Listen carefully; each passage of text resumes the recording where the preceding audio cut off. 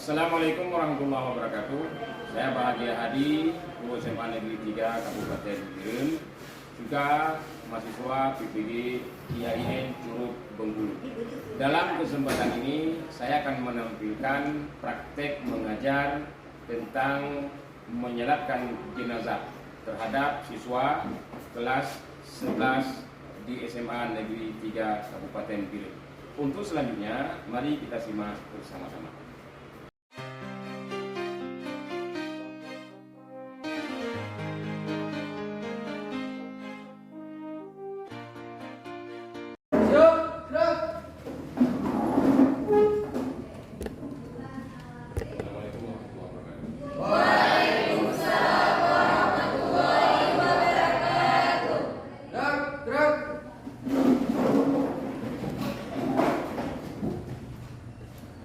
Seperti biasanya, silakan dilanjutkan dengan membaca doa.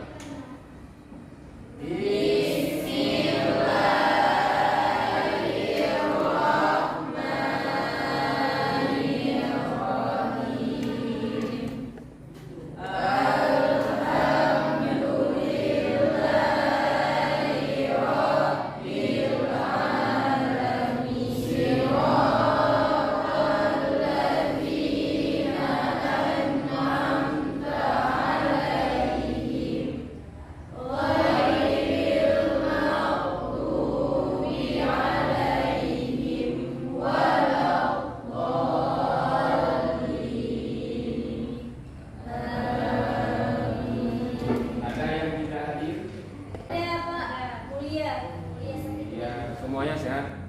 Alhamdulillah sehat. Pada hari ini kita masuk pembelajaran tentang materi menyelatkan jenazah. Minggu yang lalu materi.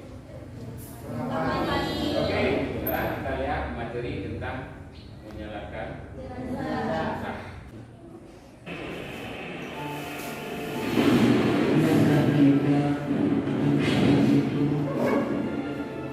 Kaya tubuh kita sudah tidak berdaya, terbodohi aku. Kini aku harus berpisah dengan semua yang kucintai di dunia. Harta, tahta, juga keluarga yang selama ini setia menemani perjalanan hidupku. Sepi, sendiri, untuk menanggungjawabkan semua yang telah kulakukan di dunia. Kematian membuatku tersadar akan kelalaian dan dosa-dosa semasa hidupku. Ampuni aku, ya Allah. Berikanlah kesempatan untukku bertaubat sebelum aku mati untuk yang kedua kali. Amin. Ya Tuhan.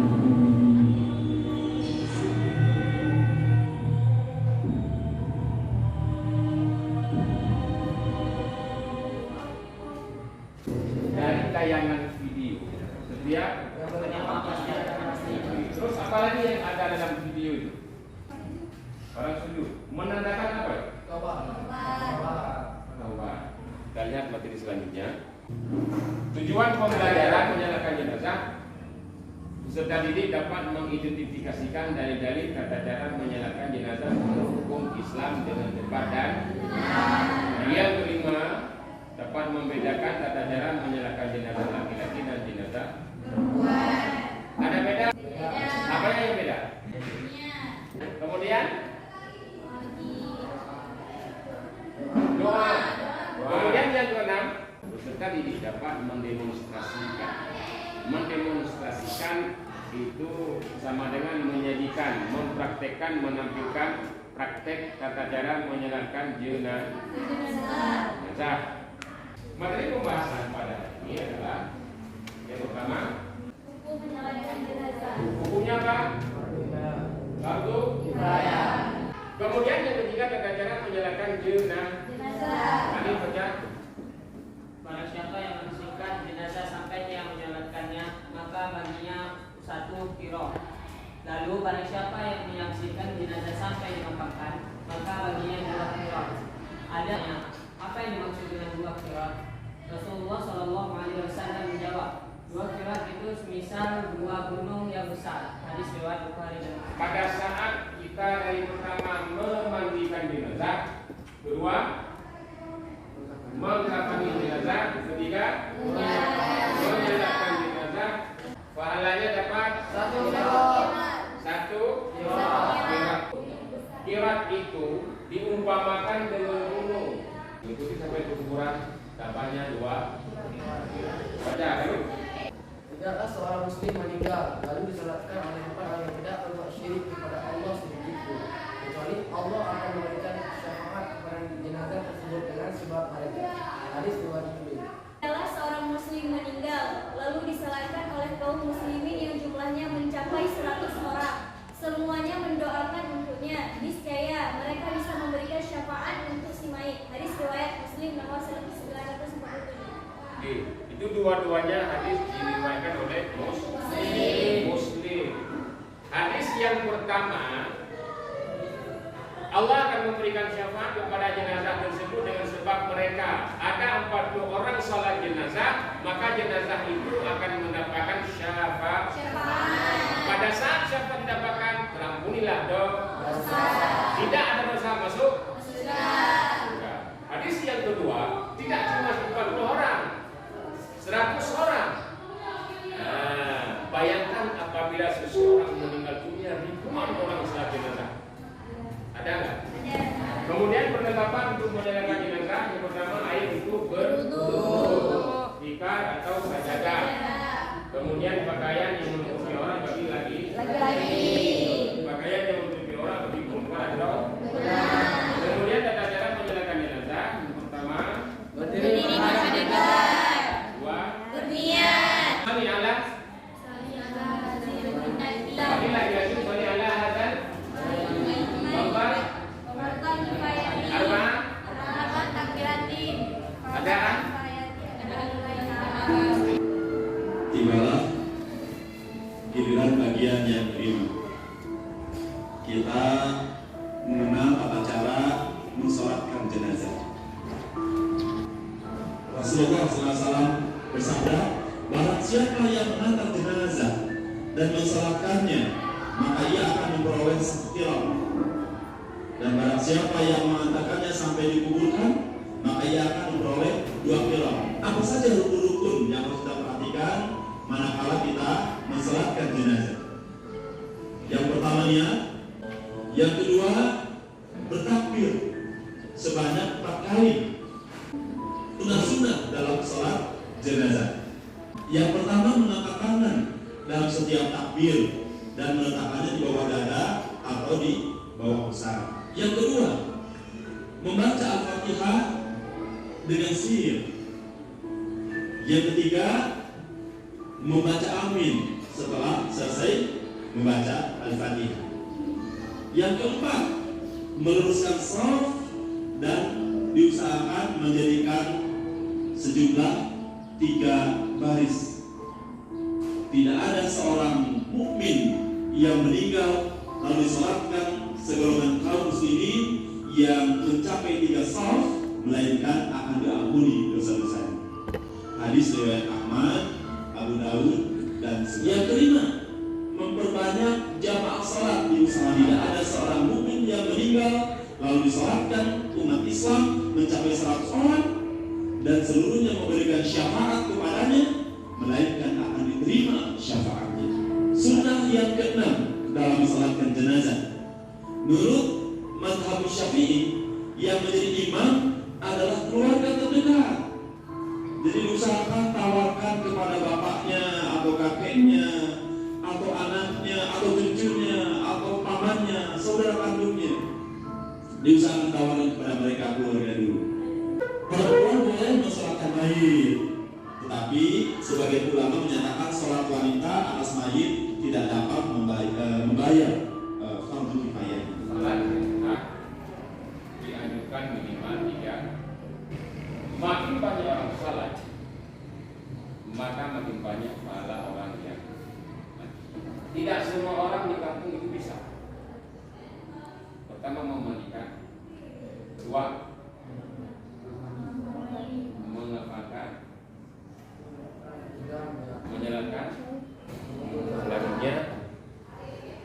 posisi jongkok.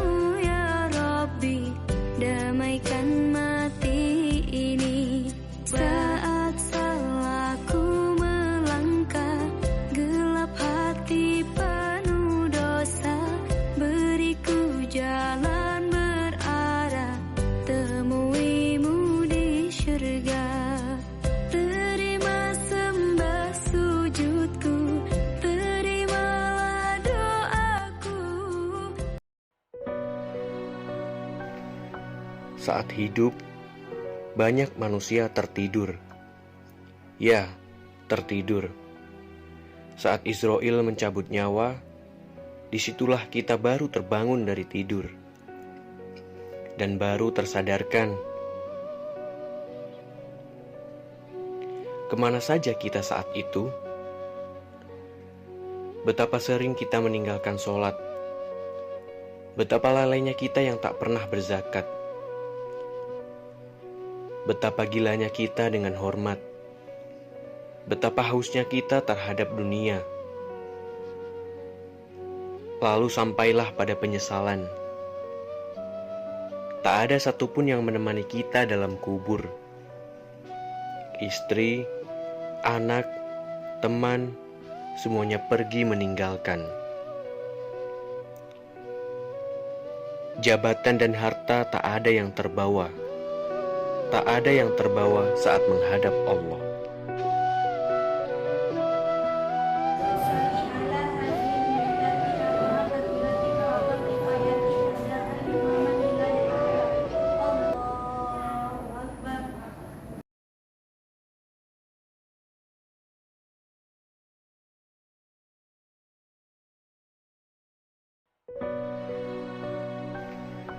Saat hidup, banyak manusia tertidur. Ya, tertidur. Saat Israel mencabut nyawa, disitulah kita baru terbangun dari tidur dan baru tersadarkan. Kemana saja kita saat itu? Betapa sering kita meninggalkan sholat. Betapa lalainya kita yang tak pernah berzakat. Betapa gilanya kita dengan hormat. Betapa hausnya kita terhadap dunia.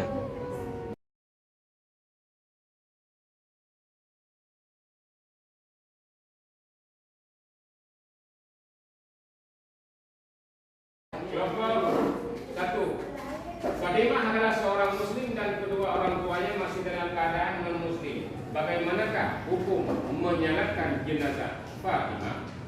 B. Wargo? Survei? Mabuk 3.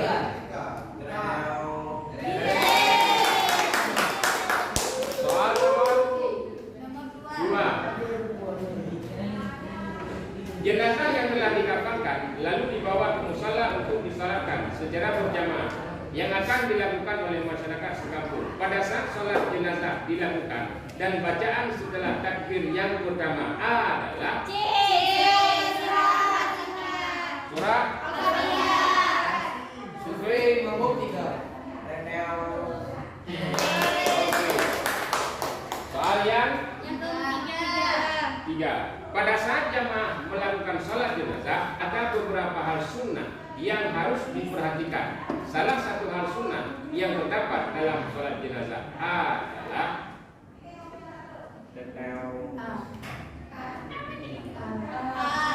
A. Survei Nama? Leli anak tunggal dari Fatimah dan Ahmad. Leli dirawat di rumah sakit Dr. Fauziah Birin. Karena sakit yang dialami terlalu parah, maka Leli tidak tertolong lagi dan meninggal dunia. Pada saat Leli disolatkan, maka posisi berdirinya imam adalah D. Sejajar dada atau perut dada Leli. Survei. Betul. Membuktikan.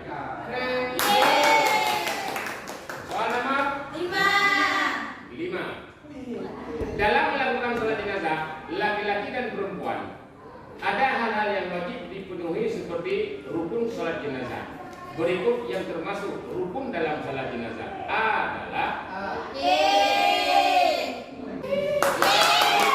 kelompok dalam melakukan sholat jenazah, laki-laki dan perempuan ada hal yang wajib dipenuhi seperti sholat jenazah. Berikut yang termasuk rukun sholat jenazah adalah